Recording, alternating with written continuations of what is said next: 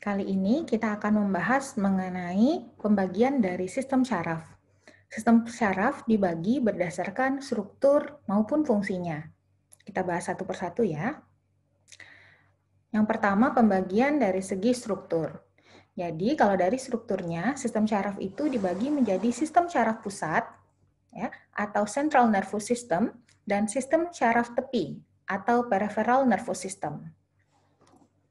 Nah, sistem syaraf pusat itu terdiri atas otak dan juga korda spinalis atau sumsum tulang belakang, sedangkan sistem syaraf tepi terdiri atas syaraf kranialis, syaraf spinalis, dan juga ganglia. Nah, central nervous system ini mengintegrasikan dan pusat kontrol dari sistem syaraf. Dia berusaha untuk menginterpretasi input sensoris dan juga menentukan output motoris berdasarkan pada refleks, kondisi saat ini, dan juga pengalaman masa lalu yang pernah dialami oleh tubuh. Lalu kemudian sistem syaraf tepi. Sistem syaraf tepi ini terdiri atas 12 pasang nervus cranialis, 31 pasang nervus spinalis, dan juga terdiri atas kumpulan-kumpulan ganglia. Syaraf spinalis akan membawa impuls ke dan dari korda spinalis, sedangkan syaraf kranialis akan membawa impuls dari dan ke otak. Kalau kita ibaratkan pusat sistem syaraf ini atau sistem syaraf pusat itu ibaratnya seperti komputer, ya, prosesor komputer yang merupakan pusat komando hampir seluruh fungsi di tubuh kita. Sedangkan untuk sistem syaraf perifer ini seperti halnya kabel yang akan mentransfer data dari CNS atau sistem syaraf pusat ke tubuh ataupun memberikan informasi dari tubuh ke sistem syaraf pusat. Itu dari segi struktur. Secara fungsional, sistem syaraf dibagi menjadi dua, yaitu divisi sensoris atau aferen dan divisi motoris atau eferen. Divisi sensoris disebut juga aferen.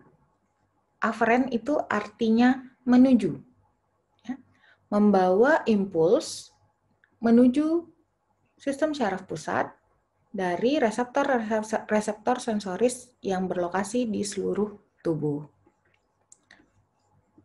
Untuk divisi sensoris ini terbagi dua lagi, menjadi sensoris somatik dan sensoris yang visceral. Sensoris somatik ini membawa impuls dari kulit, otot skelet,